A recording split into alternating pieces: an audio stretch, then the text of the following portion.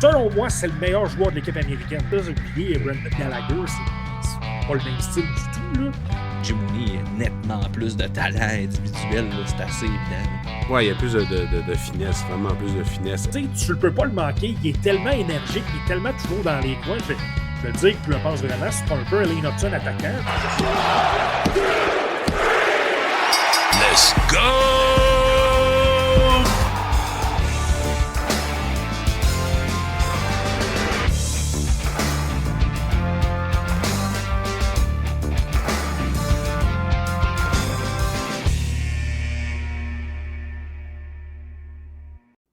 Alright, on poursuit avec LG Mooney qui a eu un début de saison du côté de la NCAA assez électrisant. Là. On voyait des highlights et tout.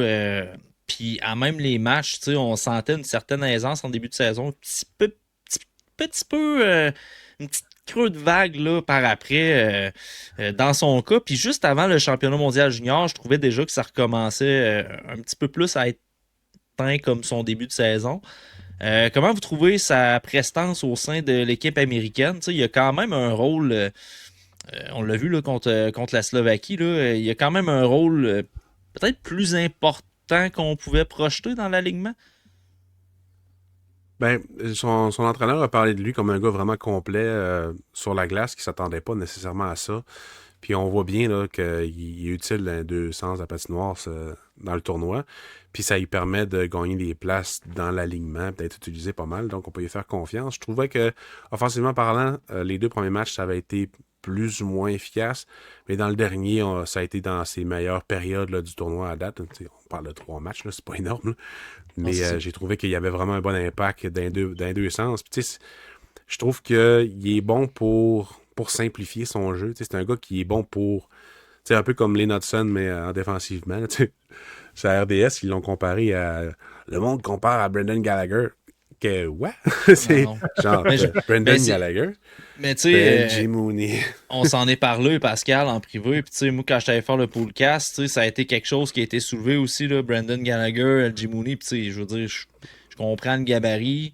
On parlait du chien de Mooney à ce moment-là. Fait que c'est sûr que quand on parle de chien d'un petit joueur, c'est Gallagher l'exemple, le fort, le prototype, parce que souvent on ramène ça aux Canadiens. Mais LG Mooney a nettement plus de talent individuel, là, c'est assez évident. Là. Ouais, il y a plus de finesse, vraiment plus de finesse. Est-ce qu'il va faire 30 buts comme Gallagher dans le show?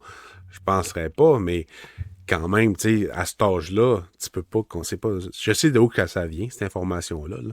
Pas besoin de le dire, là. Mais tu sais, c'est. En tout cas, bref, ça n'a pas pantoute rapport comme comparaison, mais bref. Il y a un bon tournoi. Il peut en donner plus offensivement, ça c'est sûr et certain, mais il en donne déjà pas mal à son équipe, puis c'est juste watchez-le quand il va exploser plus offensivement. Donc je suis très content de lui en ce moment. Ouais, petite anecdote, les gars, tu sais, j'ai regardé pas mal tous les matchs en direct, mais les Américains, c'était plus compliqué. Souvent parce qu'on disait que c'était en même temps que le Canada et je devais les réécouter un petit peu plus. Et ce que je faisais, c'est que je mettais mon téléviseur quand même derrière moi, puis là, je regardais d'autres matchs, je regardais d'autres séquences et tout ça. Puis, de temps en temps, je me levais la tête, puis là, c'était tout le temps Mooney qui créait quelque chose, une échappée. Il provoquait justement un revirement à la ligne bleue, dans des avantages numériques, coupait des jeux. Là, je me dis, écoute, là, c'est rien que 2 ou 3 séquences, je vais attendre de voir. Puis là, tu sais, par la suite, j'ai réécouté les matchs un peu plus attentivement. Puis c'est ça que tu notes, c'est que il est peut-être pas le gars le meilleur de l'équipe, mais il est tellement appliqué, tellement hargneux, tu sais, en désavantage numérique. Selon moi, c'est le meilleur joueur de l'équipe américaine. Il a tué beaucoup de jeux, bloqué des lancers, coupait les angles, faisant en sorte que ça faisait douter les défenseurs et tout ça. On l'a vu contre la Slovaquie hier, c'était le joueur qui était utilisé en fin de match pour bloquer les occasions. En avantage numérique, on le sait, il est utilisé à gauche pour son tir, capable de varier ses angles, va tirer, mais capable d'amener. Puis tu sais, tu ne peux pas le manquer, il est tellement énergique, il est tellement toujours dans les coins. Je vais le dire comme Pascal, puis ça, je le pense vraiment, c'est un peu Lane Hudson attaquant. Là, j'ai oublié Brendan Gallagher, c'est pas le même style du tout, là.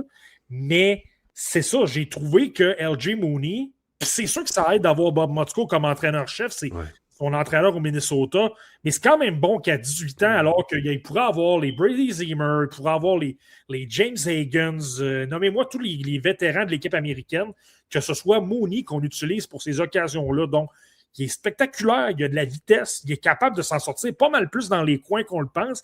Mais là, en plus, même contre au départ des Cole McKinney de ce monde, ben, même face à eux, c'est lui qui a l'émission défensive.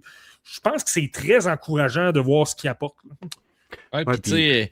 Une des affaires aussi, excuse-moi, Matt, une des Pascal. affaires qui, malgré sa grandeur, qui fait la différence pour lui, c'est son compete. Ouais. C'est ça. C'est vraiment sa capacité, la hargne, comme tu parles.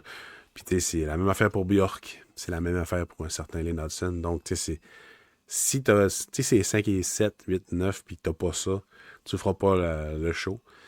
Puis lui, il l'a. Fait que, en plus, il a du talent. Fait qu'on.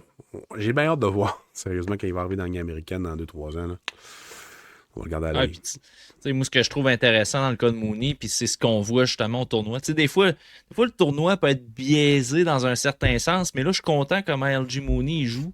Ça permet d'avoir un petit aperçu de ce profil-là, parce que c'est un petit joueur avec des habiletés individuelles impressionnantes. Fait qu'on pourrait avoir le réflexe de se dire, ben là, il est dans la Ligue nationale, ça marchera pas, il est trop petit, puis trop de finesse et tout, mais ce qu'on voit au championnat mondial junior présentement, c'est ce qu'il est capable d'apporter. Puis je pense que ce qu'il serait capable d'apporter aussi dans l'hockey professionnel, parce que oui, il est petit, mais il fait beaucoup de détails et de tâches d'un gars que tu pourrais te permettre de mettre sur une troisième ligne dans la Ligue nationale, qui pourrait frayer son chemin dans l'hockey professionnel, parce que justement, il répond à des besoins autres que faire des feintes, avoir un bon coup de patin, puis avoir de la finesse sur le jeu. Fait que LG Mooney, c'est un bon exemple là, pour les auditeurs là, qui le regardent à l'œil. C'est un bon exemple de ce qu'il pourrait offrir plus tard, là, présentement, du côté du hockey professionnel. Là. Oui, absolument.